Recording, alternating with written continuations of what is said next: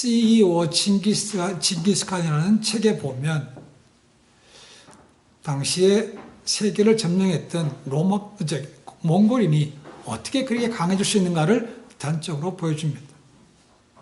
가장 주된 내용은 그들이 자녀들, 청소년들을 키우는 방법에 대해서 기록하고 있습니다. 이 몽골 청년들의 강인함은 성인식에서 가장 두드러진다고 말합니다. 이 몽골인은 해마다 처음 눈보라가 강하게 몰아치는 셋째 날에 성인식을 한다고 얘기합니다. 눈보라가 강하게 치는 셋째 날, 일반적으로 영하 40도가 된다고 합니다. 그날, 그 추운 날에 성인식을 한다는 겁니다. 어린애들이 나와서 말을 타고 기다립니다. 털모자에 털옷을 입고 그 말 위에 앉아서 신호가 떨어지기를 기다립니다. 그리고 신호가 떨어지면 이들이 말을 타고 목표를 향해서 갔다가 돌아오는 것입니다. 그 추운 날에. 거리가 얼만큼 되는가? 왕복 80km입니다. 여러분, 그냥 가만히 있는 것도 춥습니다. 그죠? 근데 말을 타고 달리면 그만큼 얼굴을 때리는 한기는 이루 말할 수가 없습니다. 근데 그것을 간다는 거죠. 그리고 그들이 다 돌아올 때가 되면 그 성인식이 절정에 달한다는 거죠. 근데 그들이 돌아올 때, 갔던 떨어진 물 다시 돌아올 때가 되면 사람들이 알아들을 수 없지만 아주 괴성들이 들린다고 얘기합니다. 그 청소년들이 그 혹한기를 달려서 오면서 괴성을 지른다는 거죠. 어쩌면 감당치 못할 그 추위 때문에 그것을 이기기 위해서 소리를 지른다는 겁니다. 그리고 결승점이 되면 야, 이제 우리가 모든 것을 이겨내고 이제 끝까지 왔다라는 그런 함성도 함께 포함이 되어 있다고 말합니다.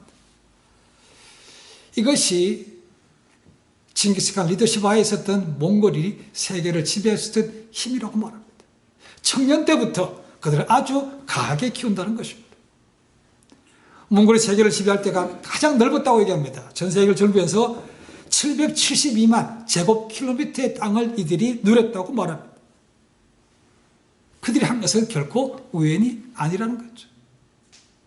결국은 싸움은 젊은이들이 나가서 싸우는 것이죠. 그러니까 젊어서부터 강하게 키우지 않으면 그런 전쟁터에서 그렇게 멀리 빠르게 나가서 이길 수가 없다는 겁니다. 그래서 그들에게 이 매서운 추위 날씨부터 견딜 수 있는 훈련을 시킨다는 거죠. 훈련입니다. 우리가 생각하면 그 훈련이 아니고 애 잡는 거 아닙니까? 라고 말할 수 있지만 그들은 그렇게 생각하지 않는다는 겁니다. 강하게 키운다는 거죠. 오늘날 많은 젊은이들 너무 잘 먹습니다. 잘 먹어서 오히려 병이 많아요. 허우대는 좋습니다.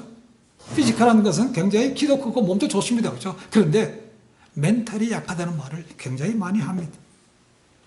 외적으로는 그렇게 강하게 보일지 모르지만 내적으로는 굉장히 정신력이 약하다는 것입니다. 우리가 하나님을 가장 먼저 하나님을 사랑의 하나님이라고 부릅니다. 그 사랑이라는 것은 무조건적인 사랑입니다. 그러나 무조건적이라고 해서 그것이 무분별한 사랑은 아닙니다. 하나님은 우리가 이 땅에서 마마보이로 지내는 것이 아니고 하나님의 강한 영적인 군사가 되기를 원하시는 거죠. 그렇기 때문에 우리에게 징계도 주시고 때로는 고난도 주시는 거죠. 그래서 사랑은 터프하다고 말합니다.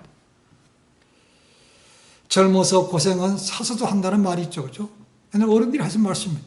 이게 성경적이라고 봅니다. 그죠? 근데 요즘은 젊은 사람들, 젊어서 고생은 당신이라 하시오라고 합니다. 고생하는 거 그렇게 싫어합니다. 그러니까 고생하는 걸 싫어하다 보니까 나가서 부딪히다가 뭔가 하면 좌절을 맛보게 되면 이 감당을 못 한다는 겁니다. 뭘 해야 될지 모르고 그냥 쉽게 너무나 무너앉는다는 것이죠. 정신질병을 갖기도 하고 심하면 그것이 자살까지 간다는 겁니다. 아무것도 아닌데 불구하고 그 사람한테는 너무나 강하게 오기 때문에 이걸 이길 힘이 없다고 생각하니까 그냥 자살하는 것입니다. 하나님은 우리가 믿음의 자녀들이 그렇게 약하게 되기를 원치 않습니다. 성경의 어느 기도를 보더라도 하나님 우리에게 고난이 없게 하여 주시옵소서 그런 기도는 볼 수가 없습니다. 그렇죠? 당연히 고난은 온다는 거죠. 그 고난 오는 것을 당연한 걸로 얘기를 하고 되어 있습니다. 그리고 그 고난을 너희가 이겨낼 수 있도록 도와주시옵소서 그런 기도는 있는 거죠. 자녀를 너무 감싸는 것은 그들을 강하게 자라게 만드는 것이 아니고 오히려 그들에게 독이 된다고 말합니다. 과잉보호는 자녀들에게 훈련할 수 있는 기회를 잃어버리고 뭐가 바른 것인지도 제대로 분별하지 못할 때가 많다는 것입니다. 자녀를 강하게 키우는 것이 언젠가는 그들에게도 분명히 플러스가 되는 것을 알고 우리가 그 자녀를 그렇게 키워야만 됩니다. 시편 127편 1절을 보시면 가정의 기초가 하나님이라고 되어 있습니다. 그래서 이렇게 말합니다. 여호와께서 집을 세우지 아니하시면 세우는 자의 수고가 헛되다. 아무리 자기는 열심히 키운다 하지만 하나님께서 함께하지 않으면 그것이 헛되다는 것입니다. 언제 허물이 될지 모른다는 것입니다. 그리고 3절 보니까 자녀가 하나님의 선물이라고 되어 있습니다. 전통에 허설이 가득한 자는 복이 있다고 말하죠. 그 말은 자녀가 부모 것이 아니고 하나님 것이라는 것을 의미하고 있습니다. 그러니까 부모는 자녀를 내가 원하는 대로 키우는 것이 아니고 하나님께서 원하는 대로 키워가야 되는 것이죠. 자녀들은 흔히들 꿈나무라고 말합니다. 꿈나무. 미래의 주인공이라고도 말합니다. 그래서 그들이 무너지면 결국 미래가 없다는 것도, 미래가 어두워진다는 것도 맞는 얘기죠. 그 사실을 우리도 알고 있고 우리의 적인 사탄도 알고 있는 것이죠. 그래서 사탄은 마지막 때까지 이 젊은 영혼들을 흔든다는 것입니다. 가정을 흔들고 교회를 흔드는 것이 바로 그들의 전략입니다. 제가 정기 구독하고 있는 빛과 소금이라는 책이 있습니다. 거기 보니까 이 사탄의 전략에 대해서 기록했기 때문에 그대로 한번 읽어보겠습니다. 사탄의 전략이 5가지로 되어 있습니다. 첫 번째는 접속하지 않으면 소외된다. 뭐에 대한 얘기였습니까? 인터넷에 가는 것입니다. 애들 학교 갔다 오면 인터넷 가서 우선 메일 확인하고 채팅합니다. 그리고 게임에 빠집니다. 그리고 이것저것 찾아봅니다. 웹서핑을 한다 그러죠. 이거 안 하면 친구들로부터 뒤처진다고 생각하기 때문에 이거 열심히 한다는 겁니다. 거기에 접속입니다. 두 번째는 돈만 있으면 세상을 가질 수 있다. 이 청소년들이 가장 부러워하는 것이 돈 많다는 것이죠. 돈만 있으면 다 된다는 겁니다. 세상 돌아가는 거 보니까 그렇다는 것이죠. 그래서 심지어는 돈을 벌 수 있어 범죄하는 것도 감옥 가는 것도 괜찮다고 생각한다는 것이죠. 그렇게 돈 때문에 신용불량자가 청소년에도 꽤나 된다고 말합니다. 세 번째는 외로울 때는 성의 세계로 가자라고 해요. 이 성에 대한 문제는 어른들만의 문제가 아니고 이 사춘기, 청소년에 가는 문제도 당연히 연결되고 있습니다. 그들이 외로울 때 그들의 성은 그들의 모든 외로움을 해결할 수 있는 돌파구라는 것이죠. 그래서 인터넷 잘못돼 가서 채팅되다가 몸까지 팔고 하는 그런 문제가 생기는 것이 바로 여기에 있습니다. 네 번째로 폭력은 능력이다. 학교 폭력, 학폭이라고 해가지고 학폭. 심각한 수준이라는 겁니다. 그 수준이 그냥 단순하게 몇 대 때리는 것에 그치는 것이 아니고 조폭, 조직 폭력배와 같은 수준이라는 것입니다. 뭐 몇 천원 몇 반은 돈 뜯는 것이 아니고 성적으로도 폭행하고 때리고 아주 사람을 정신적으로 병들게 만드는 것이죠. 그래서 견디다 못한 정신병이 걸리고 자살한 청소년들 꽤 많습니다. 어떤 학생은 피해자로 있다가 어느 순간에 그것을 가해자로 변화돼서 문제가 되기도 합니다. 한국 학폭 문제. 다섯 번째는 나처럼 해봐 황홀해. 뭐에 대한 얘기였습니까? 마약에 대한 얘기입니다. 술, 담배 같은 것이 기본입니다. 그렇죠? 거기에 대마나 마약 상습적으로 합니다. 점점 갈수록 싸게 편히 살 수 있는 이 마약류들이 굉장히 많이 나옵니다. 작년 말인가 금년 초인가 나왔죠. 초등학교 학교에서 문방구에서 파는 드링크 마시는 거에 거기도 마약이 들어있다고 얘기하죠. 그렇죠? 너무나 마약에 만져 있습니다. 이 돈이 없는 옛날에는 뭡니까? 돈이 없는 애들은 본드니, 환각제니, 부탄가스를 사용해가지고 집어넣고 이렇게 하고 그랬습니다. 그렇죠? 이것이 오늘날은 너무 많다는 거예요. 이 모든 것들이 사탄이 자녀들을 무너뜨리기 위해서 하는 전략들이라고 말하고 있습니다. 자녀들 가운데 어느 하나라도 처음부터 중독되어가지고 작정하고 들어간 사람은 거의 없습니다. 그죠? 그냥 호기심으로 딱 한 번 했는데 거기에 그냥 빠져드는 것입니다. 그래서 중독증이 무지무지 많습니다. 부모님들 학원 간다고 하고 도시 간다고 하면 어떻게 확인해 볼 겁니까? 그것뿐만 아닙니다. 집에 들어와서 자기 문 닫고 들어가면 그 문 안에서 뭔지 모릅니다. 그렇죠? 제가 종종 자주 말씀드리지만 지금은 죄를 범하기 위해서 멀리 안 가도 됩니다. 집에서 컴퓨터 하나만 있으면 그냥 할 수 있는 거죠. 너무나 쉽게 됐습니다. 이것도 마귀의 전략이라고 볼 수 있습니다. 하나님께서 우리에게 허락하신 기관은 두 개밖에 없습니다. 교회와 가정입니다. 이 두 가지 원리가 똑같습니다. 그런데 이것이 점점 무너지고 있다는 거죠. 하나님과 신앙의 나와 하나님과 일대일의 관계지만 우리에게 맡겨진 자녀들 하나님 뜻대로 올려드릴 수 있어야 되는 것이죠. 공교롭게도 가정의 달에 가정의 말씀에 일부 빼는 것은 아니고 강해 설교하는데 연결됩니다. 지난주에는 부부에게 아내에게 남편에게 주신 말씀이었고 오늘은 자녀에게 그리고 또 부모에게 주시는 말씀입니다. 부모와 자녀 관계 중요한 것이죠. 첫 번째로 바울은 자녀들에게 말씀을 주십니다. 자녀들아 주 안에서 순종하라. 부모에게 순종하라고 되어 있습니다. 이 복종이라는 단어는 상대방의 권위를 인정하고 결정권을 넘기는 것이라고 했습니다. 그 반면에 순종이라는 것은 그냥 자기 자신을 낮추고 따라가는 것을 말하고 있습니다. 그러니까 자녀들은 부모님의 말씀을 귀담아 따라 듣고 따라가야 된다는 것입니다. 왜 따라가야 됩니까? 왜 부모님을 순종해야 됩니까? 몇 가지, 세 가지로 볼 수 있습니다. 첫 번째는 그것이 하나님께 주신 율법이기 때문에 그렇습니다. 자녀들은 하나님께서 모세를 통해서 10계명을 주셨습니다. 10계명의 앞에 4가지는 하나님과 관계되는 것입니다. 그리고 나머지 6개는 사람들에게 주시는 것입니다. 사람들에게 주시는 6가지 계명 가운데 첫 번째가 뭡니까? 그 5번째 계명이죠. 부모에게 순종하라. 부모를 공경하라는 것입니다.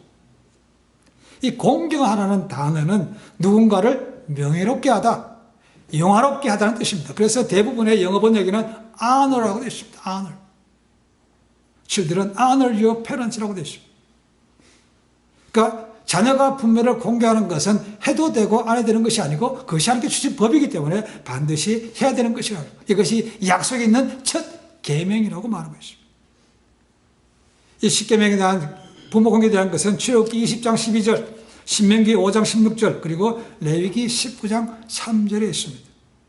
그 레위기 19장 3절에 이런 말씀이 있습니다. 읽어보겠습니다. 너희 각 사람은 부모를 경외하고 나의 안식일을 지키라. 나는 너희 하나님 여호와니라. 이게 뭔 소리입니까?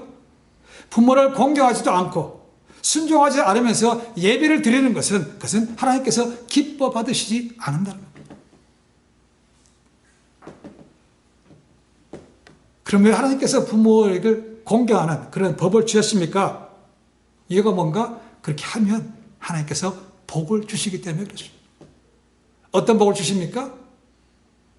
하나님께서 약속하신 땅에서 장수하고 형통하는 복을 주신다고 되어 있습니다. 원래 구약에 보면 약속하신 땅이라고 되어 있습니다. 유대인들에 관한 말씀이지만 그 약속하신 것을 바울은 빼고 유대인이 아닌 모든 사람에게 하나님께서 복을 주신다. 그렇게 적용시키고 있는 거죠. 세상에 살면서 성공하고 형통하는 복을 누리고 싶지 않은 사람이 있습니까? 없을 겁니다. 그러려면 가장 먼저 하나님께 주시는 복을 받으려면 이 부모를 공경하라는 것입니다. 두 번째로는 이것이 신약의 가르침이기 때문에 그렇습니다. 대표적으로 주님께서 그렇게 잘한 대로 어렸을 때 부모를 잘 섬겼다는 것이죠. 누가복음 2장 51절 이런 말씀이 있습니다. 예수께서 한 가지로 내려가사 나사렛에 이르러 순종하여 받드시더라. 12살 때 성교시에 갔다가 돌아오셔서 그 이후로 30살이 돼서 공생할 때까지 나사렛에서 가장의 입을 물려받아서 어머니 마리아를 모시고 그렇게 지냈다는 것입니다. 이 에베소서와 쌍둥이 서신이라고 불리는 것이 골로새서입니다. 골로새서 3장 12절에도 같은 말씀이 기록되어 있습니다. 자녀들아 모든 일에 부모에게 순종하라. 이는 주 안에서 기쁘게 하는 것이라. 첫 번째는 율법의 가르침이고, 두 번째는 신약의 가르침이고, 세 번째는 전통적인 가르침입니다. 이 기독교뿐만 아니고 유교든 불교든 공자든 누구든 간에 이 부모 공경은 당연히 들어있습니다. 그렇죠? 그런데 그들이 세상적으로 말해 세상적인 철학에서 부모를 공경하는 것과 그리스도인이 믿는 부모의 공경하는 것에 차이가 있습니다. 차이는 뭔가? 오늘 순서에 나오죠. 그렇죠? 주 안에서 부모를 공경하라는 것입니다. 주 안에서 in Christ라고 되어 있습니다. 그러니까 주님께서 가르쳐 주시는 대로 주님의 방법대로 하라는 것입니다. 이것이 주 안에서라는 것입니다. 우리 주님께서 우리에게 나쁜 거 가르쳤습니까? 거짓말 가르칩니까? 그렇지 않죠. 주 안에서 한다는 것은 결국 부모님의 잘못된 가르침에 대해서는 그거 하지 않아도 된다는 의미가 들어있습니다. 그러니까 당연히 부모님들은 자녀들에게 바르고 진실된 것을 가르쳐야 되는 것이죠. 그것이 주 안에서라는 것입니다. 그러니까 부모님들은 잘못된 것을 가르쳐서는 안 되고, 나가서 내가 못한 것 네가 해야 된다라고 그렇게 하는 것도 바르지 않다는 것입니다. 그것은 결코 하나님의 방식대로 하는 것이 아니죠. 주 안에서라는 말이 의미가 그런 것입니다. 하나님의 뜻 가운데 하나님께서 하시는 것처럼 바르게 하는 것이면 그들도 지켜가라고 말하고 있습니다. 주님의 관점에서 볼 수 있어야 된다는 거죠. 부모와 자식과의 관계에서 지금도 해결하기 어려운 것이 고부 간의 갈등입니다. 부모를 모시는 것 때문에 지금은 뭐 거의 모시는 사람도 많지 않지만 여전히 고부 간의 갈등 때문에 문제가 많다고 얘기하죠. 그러니까 장남이 모셔야 된다, 차남이 모셔야 된다, 아니면 딸이 모셔야 된다, 그리고 우리 집에 모셔야 된다. 한번 그것이 아니고 하나님의 관점에서 생각해 보자는 거죠. 꼭 누가 그 사람이 안 모셔도 됩니다. 그렇죠? 꼭 반드시 집에서 모시는 것도 아니고 가까운 데 모시면 됩니다. 멀리 계신다 그러면 찾아가서 잘 섬길 수 있습니다. 그렇죠? 그분의 방법에서 생각해야 되는 것이지, 우리 인간적으로 하다 보면 감정이 앞서기 때문에 못한다고 하고 오히려 그것이 가정 문제까지 생긴 것을 볼 수가 있습니다. 지금은 자녀지만 언젠가는 이제 부모가 돼서 살 날이 옵니다. 그렇죠? 지금 우리가 하는 행동이 자녀들에게 비춰가는 것이죠. 바울은 자녀들아 내 부모를 주 안에서 공경하라고 말하고 있습니다. 두 번째로는 부모에게 주실 말씀입니다. 4절 말씀 보니까 또 아비들아 너희 자녀를 노엽게 하지 말고 오직 주의 교양과 훈계로 양육하라고 되어 있습니다. 이게 부모에게 주시는 말씀인데 바울은 4절에서 뭡니까? 아버지들에게만 주고 있다는 겁니다. 아비들아라고 되어 있습니다. 어머니가 아닙니다. 그렇죠? 왜 그렇게 했습니까? 이 집안의 주도권을 아버지가, 남자가 쥐고 있기 때문에 그렇습니다. 이 그레코 로마 유대시대, 고대 근동, 지금도 마찬가지예요. 유독시대. 남자가 주도권을 쥐고 있습니다. 이 그레코 로마 시대에는 아버지의 힘이라는 단어까지 용어가 있었다고 말합니다. 무슨 말인가 하면 아기가 태어났습니다. 근데 그 아버지가 받아들일 수도 있고 안 받을 수 있다는 겁니다. 오케이 하면 자기 자식으로 되는 것이고 노 하면 이 자식은 버려지는 겁니다. 그리고 아버지는 자녀를 노예로 팔 수 있다는 것이죠. 마음에 안 들면 팔아버린다는 겁니다. 그래서 바울은 그런 것을 잘 알고 있기 때문에 아버지, 아비들아라고 말하고 있는 거죠. 함부로 그 주권을 남용하지 말라는 것입니다. 뭐라고 얘기합니까? 두 가지입니다. 자녀를 노엽게 하지 말라고 되어 있습니다. 이 노엽게 하다는 것은 분노를 촉발시키다라는 뜻입니다. 자녀를 분노하죠. 생각해보면 거꾸로 된 것 같습니다. 그렇죠? 자녀가 아버지에게 순종해야 되는데, 그죠? 근데 아버지가 자녀들을 노엽게 분노를 촉발시키는 것을 하지 말라고 말하고 있다는 것입니다. 아버지를 향한 자녀의 분노가 언제 생깁니까? 합당하지 않으면 시킬 때. 그리고 때리고 욕하는 것입니다. 일어날 때 자녀들은 반발심이 생기는 것이죠. 그래서 바로 얘기합니다. 오직 주의 교훈과 훈계로 양육하라고 되어 있습니다. 주의 교훈과 훈계. 이 교훈이란 말은 훈련이라 체부를 통망한 책망을 얘기하는 것이고, 훈련이라는 것은 말로 교훈하는 것을 얘기하고 있습니다. 그러니까 교훈과 훈계라는 것은 말과 체부를 통해서 아이들 하나님의 자녀로 길러가라는 것입니다. 이렇게 기르려면 내 뜻이 아니고 주의 뜻대로 하려고 하면 이 주의 말씀부터 가르쳐야 되는 것이죠. 우리 잘 알고 있는 디모데후서 3장 16절 17절 말씀 보면 이 성경에 대해서 말하고 있습니다. 모든 성경은 하나님의 감동으로 된 것은 교훈과 책망과 바르게 함과 의로 교육하기에 유익하니 이는 하나님의 사람으로 온전케 하며 모든 선한 일을 하기에 온전케 하려 함이라고 되어 있습니다. 이 하나님의 말씀이 영과 혼과 괄세를 찔러 쪼개는 그런 말씀 훈련이라는 것이죠. 이 말씀대로 가르치면 왔다 갔다 하지 않습니다. 그죠? 이게 부모가 자기 감정을 하다 보면 어떤 때는 이렇게 말했다가 어떤 때는 저 다르게 말한다는 것이죠. 그러니까 아이들이 헷갈립니다. 그래서 주의 말씀을 가르치면 항상 똑같은 것이죠. 그리고 부모들이 얘기할 때 부부, 아버지와 어머니가 함께 같이 목소리를 내는 것이 필요합니다. 아버지는 이거라고 하는데 엄마는 저거라고 하면 애들은 또 헷갈립니다. 그렇죠? 어느 편에 자기가 원하는 대로 가 설 수밖에 없습니다. 그런 것은 기가 막히게 애들도 압니다. 자꾸 눈치 보고서 어느 쪽에 붙을까 자기한테 유리한 대로 가는 것이죠. 그 틈도 갈라지는 것이죠. 그래 하나님의 말씀을 가르치면 하나님의 말씀 변하지 않는 것이죠. 그렇게 가르치는 것이 맞다는 것이죠. 잠언 22장 15절에 제왕 솔로몬이 이렇게 얘기합니다. 아이의 마음에는 미련한 것이 얽혔으나 징계하는 채찍이 이를 멀리 쫓아내리라 하셨습니다. 징계하는 채찍, 체벌도 가능하다는 것입니다. 종교개혁자 루터는 이렇게 얘기합니다. 매로 쓰일 수 있는 막대기는 사과를 따줄 수도 있다라는 것입니다. 이 매가 양면성이 있다는 거죠. 좋게 쓸 수도 있고 나쁘게 쓸 수도 있다는 것입니다. 그저 때리기만 한다고 해서 해결되는 것은 아니라는 거죠. 왜 때리는가, 왜 맞는가부터 알려줘야 된다는 것이죠. 그러니까 매의 본질은 너 잘못했으니까 맞아야 돼 이걸로 끝나는 것이 아니고 그 잘못을 깨닫고 다시 원위치로 방향을 돌이켜 가는 것까지 얘기하고 있습니다. 이게 그렇지 않으면 자녀들의 분노를 촉발하게 된다는 거죠. 그래서 사랑의 매라는 것을 만들어 두는 것이 좋다고 말합니다. 왜냐하면 사람이 손으로 하다 보면 거기에 감정이 들어가기 때문에 더 지나칠 수 있다는 겁니다. 그래서 사랑의 매를 가지고 하는 것이 그리고 정해놓고 하는 것도 필요하다고 말합니다. 자녀를 노엽게 하는 것에는 그렇게 매도 들어가지만 이 verbal abuse, 말로 하는 것도 포함이 된다는 것이죠. 이 쓸모없는 내 같은 놈에 대해서 아무 필요가 없어. 네가 해서 뭘 잘 되겠어? 이 죽일 짐승보다 못한 아니면 욕하는 거 비옵쇼 들어가는 거죠. 이렇게 하는 것이 자녀들 하여금 또한 자존심을 건드리기 때문에 부모의 노를 촉발할 수밖에 없다는 것입니다. 그래서 책을 보니까 이런 몇 가지 지침을 정해놓는 것이 필요하다고 얘기합니다. 어떤 것일까? 자녀들이 순종하지 않을 때 책임을 정하라. 교정할 때는 먼저 단둘이 하라. 얼굴 표정에 유의하라.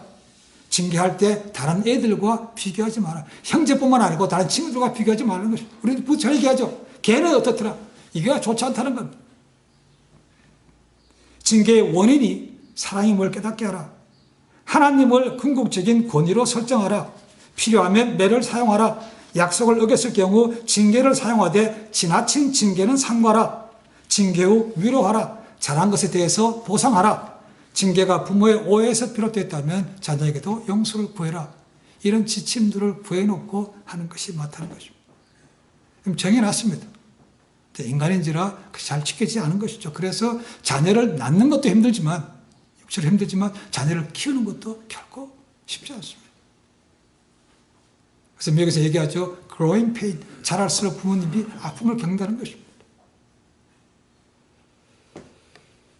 자녀를 하나님 뜻대로 키우는 것 쉽지 않습니다. 자녀들아 주 안에서 순종하라. 그러니까 자녀들은 부모들은 아버지들은 자녀를 노엽게 하지 말라. 그러려면 오직 주의 말씀으로 그들을 양육하라고 되어 있습니다. 대부분은 부모님을 모시고 있는 것과 동시에 우리가 또 부모입니다. 그렇죠? 그러니까 우리가 부모로서 우리 부모님께 잘 보이는 것을 보면 자녀들도 봅니다. 그렇죠? 자기는 부모께 그렇게 하라면서 우리가 하라 그러면 자녀들은 그렇게 하지 않습니다. 그렇죠?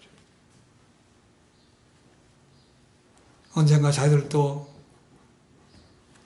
부모 곁을 떠나고 사회생활을 합니다. 그리고 결혼을 하고 또 부모가 될 수 있습니다. 그렇죠? 그때가 되면 깨달아는 게 많겠죠. 그죠? 지금 가해보십시오. 우리들도 하나님 말씀대로 알면서 순종하는 것이 많은데 특히 애 때 부모님이 자기 뜻대로 하면 애들은 이해하지 못하고 반발심 얘기는 꽤 많습니다. 그죠? 나중 되면 깨달아질 수 있습니다. 그죠? 그래, 그 당시는 이해하지 못한다는 것이죠. 근데 그때 민감할 때 그들에게 상처를 주면 굉장히 어려워지는 것은 당연합니다. 그죠? 한국 부모님들은 그저 공부, 성적 얘기합니다. 그죠? 다 내 잘되라고 그런다. 그러니까 자기밖에 모릅니다. 지밖에 몰라요. 그렇게 키웠기 때문에 나중에 부모님들이 애들로부터 외면당할 수밖에 없는 거죠. 그렇게 시켰잖아요. 다 네 잘되라고 그러면 네 잘되는 거니까. 미국에서 보수적인 믿음의 가정들은요, 좋은 학교도 봅니다. 근데 그 좋은 학교가 있는 그 옆에 좋은 교회가 있는 것부터 먼저 본다고 말합니다. 자녀 교육 결코 쉽지 않습니다. 그렇지만 바울이 다시 한번 부모에게 자녀에게 드는 원리를 듣고 우리 거기서 행할 때 하나님께서 교회의 머리가 되시는 그런 가정이 되게 될 줄로 믿습니다. 부모를 공경해야 되고 아버지들은 자녀를 노엽게 하지 말고 주의 말씀으로 훈계하는 것이 필요한 것이죠. 마지막으로 우리 인천 상륙작전을 성공대에 잘 마쳤던 더글라스 메가더가 자녀에게 남긴 이런 자녀가 되게 하옵소서라는 기도문을 읽고 마치겠습니다. 내게 이런 자녀를 주옵소서. 약할 때에 자기를 돌아볼 줄 아는 여유와 두려울 때 자신을 잃지 않는 대담성을 가지고 정직한 패배에 부끄러워하지 않고 태연하며 승리에 겸손하며 온유한 자녀를 주옵소서. 생각해야 할 때 고집하지 말게 하시고 주를 알고 자신을 아는 것이 지식의 기초임을 아는 자녀를 내게 허락하옵소서. 원하옵나니 그를 평탄하고 안이한 길로 인도하지 마옵시고 고난과 도전에 직면하여 분투 한가할 줄 알도록 인도하여 주옵소서. 그리하여 폭풍 속에서 용감히 싸울 줄 알고 패자를 관용할 줄 알도록 가르쳐 주옵소서. 그 마음이 깨끗하고 그 목표가 높은 자녀를, 남을 정복하려고 하기 전에 먼저 자신을 다스릴 줄 아는 자녀를, 장래를 바라본과 동시에 지난 날을 잊지 않는 자녀를 내게 주옵소서. 이런 것들을 허락하신 다음에 이에 더하여 내 아들에게 유머를 알게 하시고 생을 엄숙하게 살아감과 동시에 생을 즐길 줄 알게 하옵소서.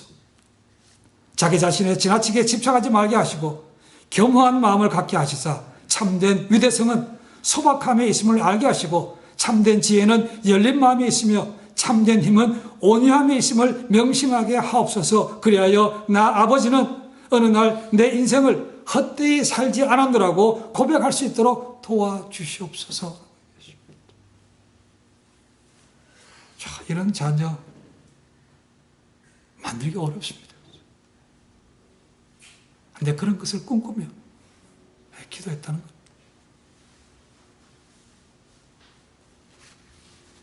부모가 되어서 자녀를 통해서 누구 집 아들인지 부모님 참 좋겠다 이런 소리 들으면 다 좋겠죠. 그렇죠? 근데 그렇게 하려면 그냥 세상에 내버려 둬서는 세상 방식과 똑같이 가르쳐서는 안 되는 것이죠. 성경에서 하신 말씀대로 가르쳐야 하나님께서 크게 쓰시는 거죠. 하나님께 기억이 되는 인생이 될 수 있다는 겁니다. 돌이키지 못하는 건 많습니다. 가정에 따라 더욱더 가정을 위해서 부모님 살아계시다면 그분을 위해서 기도하시고 또 하나님 자녀를 위해서 기도하면 하나님께서 들으시고 역사하실 줄 믿습니다. 사실 성경의 원리로 돌아가서 말씀의 순종함을 통해서 하나님께서 기뻐하시는 이 땅에서 천국을 누리는 그런 아름다운 가정을 만들어가는 우리 모두가 되기를 주님을 간절히 축원해 드립니다. 기도하겠습니다.